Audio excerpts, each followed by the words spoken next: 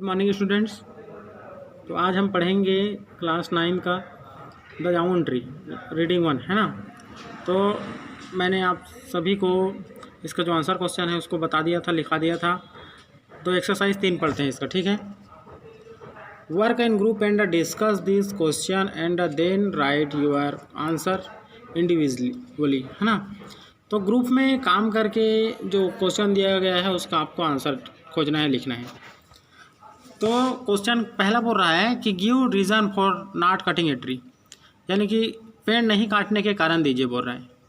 तो आंसर है इसका trees give us fruit to eat, firewood to burn, we also make house and furniture with the wood, we play in its shade so we should not cut tree.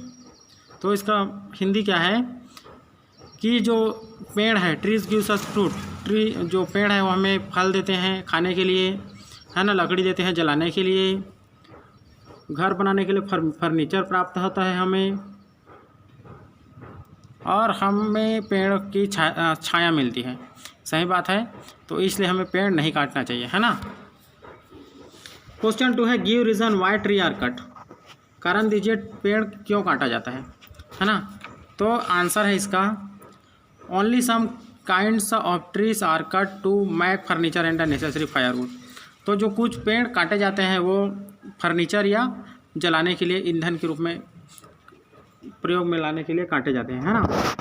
Question 3 है do you think the trees that do not fruit should be cut, क्या आप क्या सोचते हैं जो पेड़ फल नहीं देते हैं उसको काट देना चाहिए। तो आंसर है इसका no, because beside fruit trees give us many other necessary things like oxygen to breathe, stretch, medicine, firewood, furniture, paper set for rest etc, है ना। नहीं, हमको जो पेड़ फल नहीं देते हैं उनको नहीं काटना चाहिए, क्योंकि ये हमें ऑक्सीजन देते हैं सांस लेने के लिए, मेडिसिन देते हैं, लकड़ी देते हैं जलाने के लिए, फर्नीचर देते हैं, पेपर और छाया इससे मिलता है, ठीक है। क्वेश्चन 4 है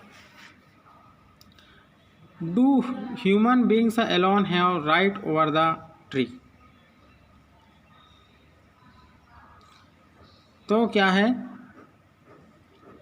क्या जो पेड़ का उपयोग केवल मानव लोग ही करते हैं, है ना। तो आंसर इसका है कि no, animal, birds and insect have equal right over the trees, they get shelter food from tree. नहीं, मतलब मनुष्यों के अलावा एनिमल, चिड़ियों और छोटे छोटे जो जीव जंतु हैं उनका भी अधिकार है ना पेड़ों पर, क्योंकि वे उनसे छाया और खाना प्राप्त करते हैं। तो डियर स्टूडेंट, आई होप आपको ये वाला समझ आया होगा। और नेक्स्ट देखते हैं वोकैबुलरी, है ना। तो वोकैबुलरी क्या है, tick right the most appropriate meaning for each of the following word in bold, है ना। तो जो बोल्ड अक्षर में लिखा हुआ है उसको, जो लिखा हुआ है और नीचे दिया हुआ है ना, तो उसमें से एक सेम है तो उसी को आपको टिक लगाना है। जैसे कि Monpi and Tinki were enthusiastic about cutting the jamun tree, ठीक है। तो यहाँ पर बोल्ड अक्षर में क्या दिया हुआ है, एंथुजियास्टिक, ठीक है। तो एंथुजियास्टिक मतलब होता है उत्साही।